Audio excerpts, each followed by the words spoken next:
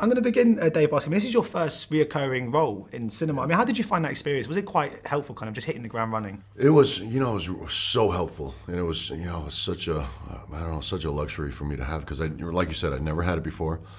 But also, I always have to deal with like the jitters and the nervousness and being self-conscious, stepping onto to set with a new character, and I just didn't have that in this film.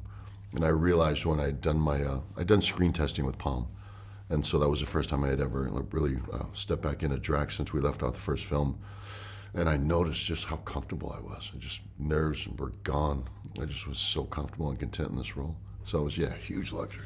And I mean, Drax is so gloriously deadpan. And I mean, the majority of the laughs on this movie, I think, do derive from him. But were there times on set when you had to deliver a line without sort of smiling and everyone just cracked up? There must have been a few times. Oh, more than a few times. And it usually happens like when we're all together as a cast. And it usually starts with Zoe getting the giggles, because she's a very giggly person. But once she's got such a happy demeanor. Once she gets them, it's just hard for everybody not to laugh. And I was reading, to get the make-off at the end of the day, you had to sit in a sauna. It's a tough life, isn't it?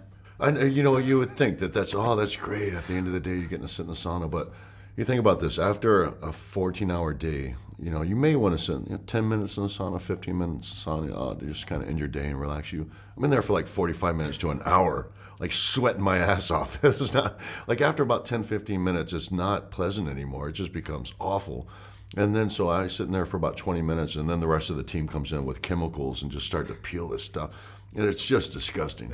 And you got 3 guys in there sweating, hot red, just peeling these chemicals off you. It's just awful, man. And then so you leave the end of a 13, 14-hour day just completely dehydrated. You go home, get what sleep you can, and you're starting. It's an uphill battle. So, starting from the morning, trying to rehydrate yourself and get some energy back. It's not an easy task, man. No, it does actually sound quite tough, actually. No, it's awful. it's absolutely awful. And it's quite, I mean, there's such a huge fan interest, obviously, in anything Marvel related. And I'm sure you would have realised and experienced that when the first movie came out, to see how much this means to people. Right. Is it quite comparable to wrestling in that regard, to see how much passion you get from fans, more so than you kind of get in any other kind of franchise, really? Yeah, I think it's hard to compare it to wrestling, and the reason I say that is because a lot of the passion, or a lot of people voicing their opinions with wrestling will be negative. They like to really speak out negatively against stuff, and I think it's in a different way with the MCU. I think it's much more positive.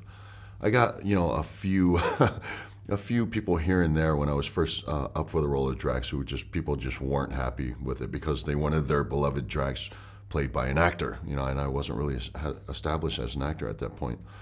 But other than that, like after the film came out, I get nothing but positive feedback from fans. And now if I go to like comic conventions and stuff, which I love to do, I get nothing but love.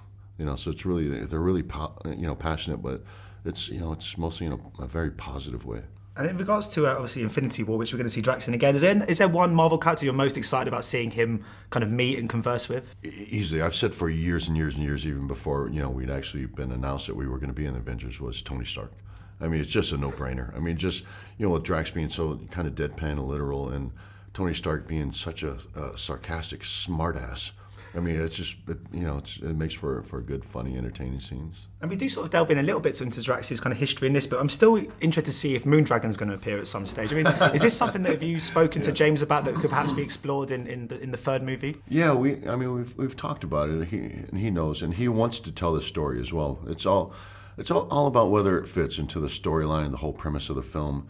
And if there's just that really room to focus on that. And also that's really getting into some really deep stuff, because, Drax obviously is suffering over the loss of his family.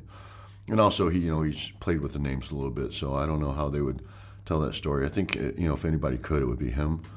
And selfishly, I'm really hoping that for the opportunity to do that. But, that's, at the end of the day, it's up to James Gunn and Marvel. Just my final question. Obviously, you're still in the kind of relatively early stages of your acting career in cinema. I mean, do you find you're still kind of learning with every project? Is it still? It must be so exciting as well that it does feel like with every kind of passing role and everything, you're sort of absorbing so much. Right. No, I'm definitely with each role I come off a film as a better performer. I take away something from everybody that I work with. It's just funny. I think people lose sight of that sometimes. That I really haven't been in this all that long, and I didn't I never had the opportunity to go to like drama school or anything. When I left wrestling, I worked with an acting coach for a very short time, and then once I started working. I'm an on-the-job learning actor. So, I try to remain working, and I really do. I try to become a better performer. I'm very serious about it. And I think when I first started saying that years back, people didn't even think that I really meant it.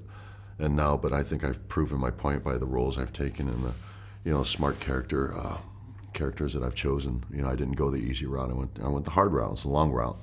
But just this year, it's kind of starting to pay off. Like I'm really getting, not only great roles, but really just great acting roles. I don't have to be always, the big muscle head in the group, which I am at this point. But, Drax is so multi-layered that, I think people kind of lose sight of that he's always walking around shirtless. Thank you so much for your time today. Thank you. Much appreciated. Yeah, Cheers. Appreciate it, man. Ladies and gentlemen, you're watching Hey You Guys!